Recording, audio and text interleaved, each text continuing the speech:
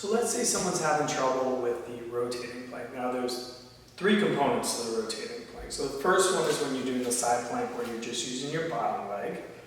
Second, when you do the side plank but you're using your top leg, which is also known as a Copenhagen plank. And then you have the one arm and the one arm. So it's really three different planks done on both sides. So let's start with the one where you're on your side and you're using your bottom leg. So we know that that would be troublesome if you were a little bit weak out here. So again, let's look to the opposite muscles and let's do our fire release to the groin. So it's going to look something like this. Come here. Take your hand and add a little bit of pressure, but find that spot by scanning. So if I go all the way to here and all the way just above the knee, I would say that for me, right about there is where I feel that it's going to be the most effective to spend my time there. So I take that, I have my hand on here, 3 slow breaths, 5 seconds in, 5 seconds out, and then to make it dynamic, we're going to add in just a little bit of rotation and some nice straighten, bend, straighten, bend. 3 to 5 of those. So that's the release to the groin to help fire the muscles of the outside of the hip just a little bit better. What we're going to do as far as the stretch is an adductor rock back. So you're going to come like this, kick out one leg, hands, hands, and all I want you to do is just gently rock back. Find that position. It's a really nice stretch. I'm feeling great. 3 slow breaths. And then gently try and unload that foot. So you're going to use these muscles to try and fire up that hip in that new position. So you're here, and then all I'm trying to do is unload it a little bit. That'll deepen the stretch a little bit. You'll feel some muscles around here. Some really impressive people will be able to actually get that foot up. I am not that person. That is okay. So unload that for 3 breaths, and I'm all set. So that's the release and the stretch for this plank being difficult. Either that or up on my hand. Doesn't really matter. So for that though, the test then becomes the treatment as far as the training. So release, groin, stretch, rock back, train. Just meet them where they're at. If they can do a 10-second plank, that's awesome, like that. If they can do a 5-second plank, that's awesome. They can even do, even though the test is 1-footed, they can do 2 feet to start to build up that durability. And the last thing I'll say on it is you can use the wall. If they bring their elbow just a little bit off of the wall, maybe this far off the wall, then they can do a plank where their bottom foot is touching the wall, their glutes are touching the wall, and their shoulders touching the wall. A lot of people cheat by rotating down. You don't want that to happen. So give them something that they can feel. So that's the first start of the rotating plank corrective exercises, release, stretch, and train. The second part is if you have trouble with that Copenhagen portion, which is, again, this position.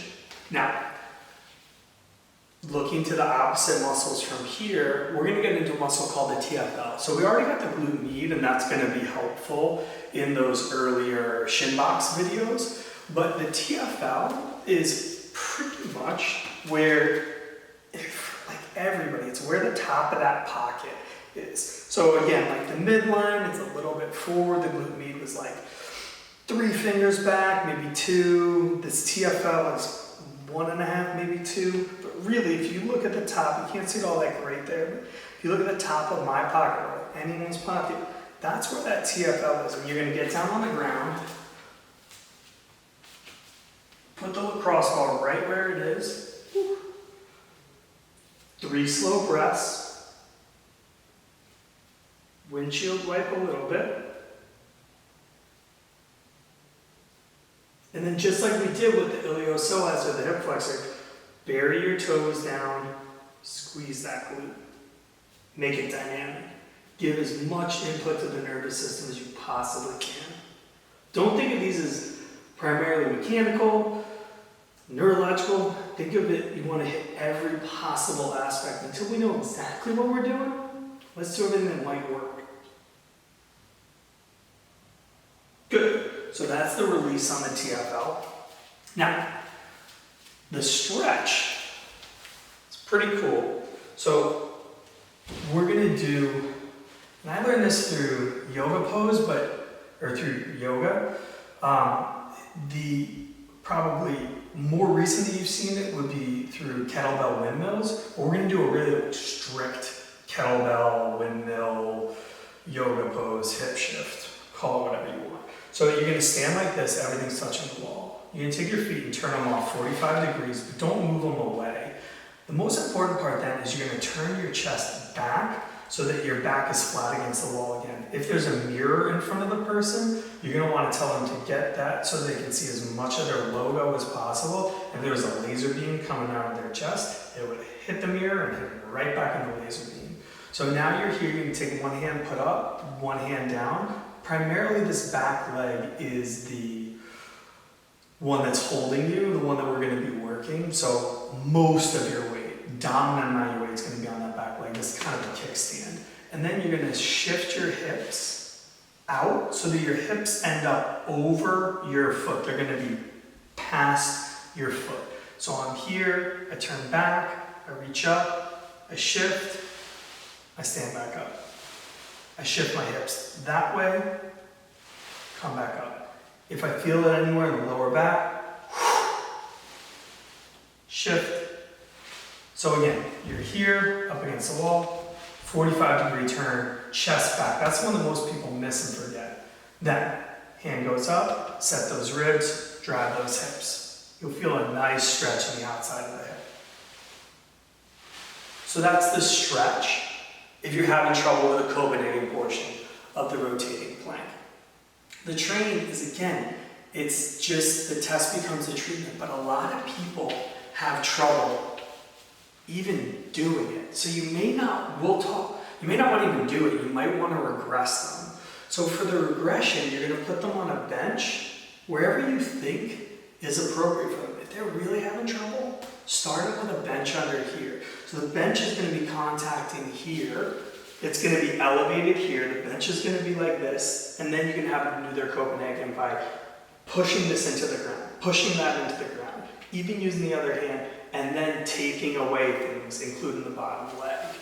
And that's going to be the best way to deal with that. So it's not necessarily a progression that they're going to do. A regression is going to be the most common thing. So test becomes the treatment, think regression for that. You're going to want to reduce that fulcrum to where they're comfortable. And for a lot of people, it's going to be right here, and that's totally fine.